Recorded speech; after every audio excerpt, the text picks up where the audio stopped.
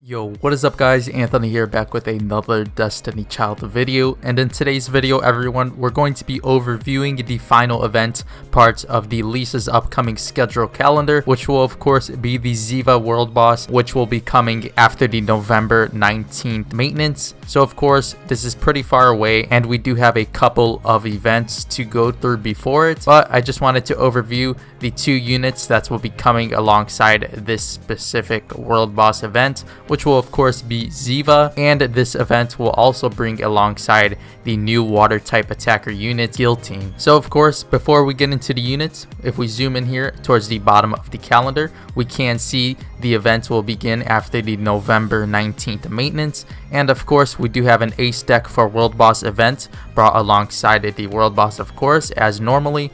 And we also do have, of course, the Ziva World Boss event, which will last up until the December 3rd maintenance. So a pretty nice World Boss that we'll be having, and I do like the two units that are brought alongside this event. So of course, without any further ado, let's switch over to the other tab and go over Ziva and the Giltine. Alright everyone, so of course the first unit here is the World Boss unit itself. Her name is Ziva, the Fire Attacker unit. Of course she is a 5-star character. As for her tiers here, we do have PvE a tier 7, PvP tier 8, Raid tier 7, and World Boss a tier 8 on the Japan side of the game. Now these tiers are subject to change, as of course the global version doesn't have all of the units that the Japan server does have currently, and of course any skill changes etc. are subject to change as well once the update is rolled out in November. But as for her auto attack on the Japan side, we do have 113 damage to the target.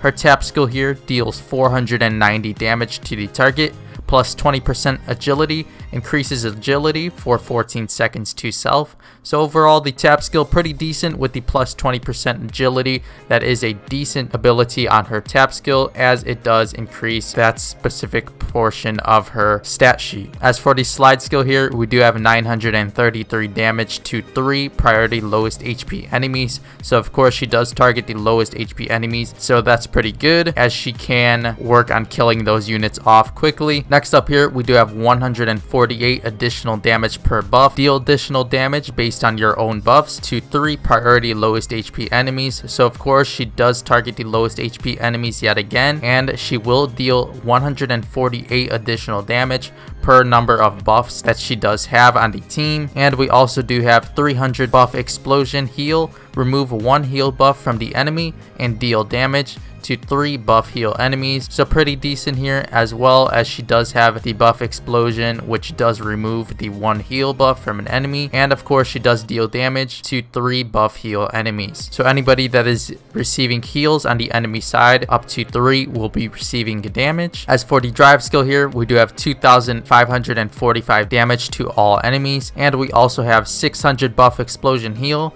remove 1 heal buff from the enemy and deal damage to all buff heal enemies. So anybody that is receiving heals on the enemy side during the drive skill will receive additional damage and remove 1 heal buff from the enemy as well. As for the leader skill here, we do have plus 15 agility, increase agility to all fire type allies. So a decent leader skill here, plus 15% agility to all fire type allies. So if you were looking towards running this in the PvP side of the game, you would of course have to have a mono type fire team, or include, I would say, around 3 fire type units, which of course does include Ziva. Overall, her kit does seem pretty decent. I can see it having some use in the PvP side of the game, as she does target those units that are being healed, and of course she does seem pretty good for the World Boss side of the game, as she does deal additional damage based on the number of buffs she is receiving, and she does increase her agility on the tap. And of course if you do use her leader skill, she of course does increase those fire type allies agility by 15%. So that could come in handy for wood type World Boss events, and of course Ragna breaks as well. Next up here everyone, we do have Giltine, the water type supporter unit actually. So my mistake earlier in the video, as I did announce her as a water type attacker unit, but nonetheless she is actually a water type supporter 5-star unit. As for her tiers here, we do have PvE tier 7, PvP tier 7, Raid tier 7, and World Boss tier 9 of course.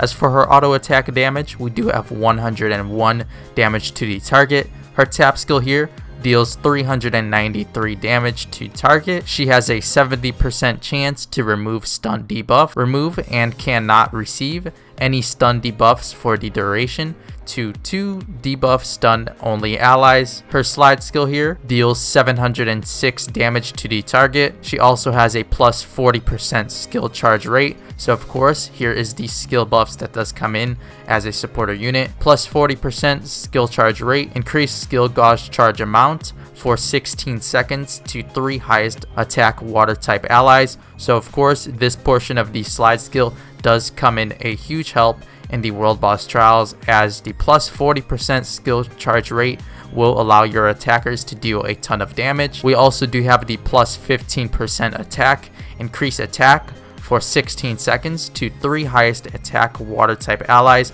So of course, another great portion of her slide skill here, as she will buff 3 water attacker allies with the plus 15 attack buff for 16 seconds long. So of course, those top water damage dealers such as Water Mafdet, we also have Salome, Thanatos, etc. All of those top tier water type attacker allies will be receiving a huge damage buff due to Giltine's slide skill. And the last portion of her slide skill does include the plus 20% skill attack. Increased damage of all skill attacks does not apply to basic attacks and drive skills for 16 seconds to 5 highest attack water type allies, world boss only. So of course, another great portion of her slide skill here, as she does increase the damage of all skill attacks by 20% to 5 highest attack water type allies. So very amazing slide skill overall, and a definite summon when she does come around in early November, as she does have a pretty nice slide skill and of course the tap skill as well. So overall, a very amazing kit so far. As for her drive skill here though,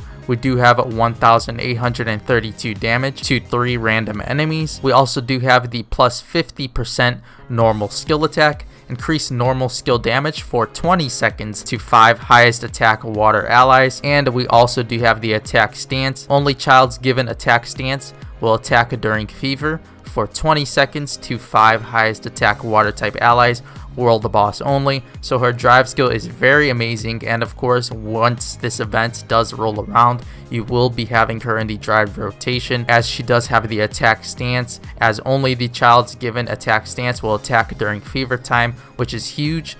And it only of course is applied to your top 5 highest attack water type allies, which of course will result in the most damage possible during fever time.